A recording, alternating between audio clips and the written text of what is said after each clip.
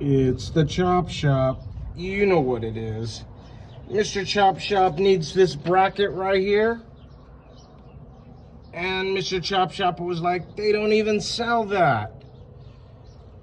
Well, since Mr. Chop Shop is a chopologist, a professional in his field, Mr. Chop Shop's like, I'll just make it. So, Mr. Chop Shop just made it. Yep.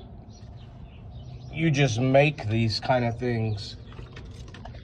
The reason B is because Mr. Chop Shop is a chopologist, professional in his field, and people like me, we don't just buy things like this. We flex our skills and just make these.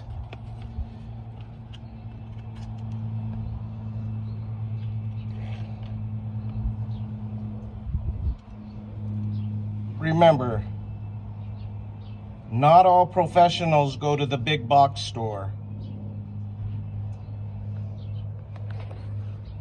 This is the easiest stuff to make. When you were a little kid in school and they were showing you with the construction paper and the scissors and the glue, you shouldn't have been ditching school.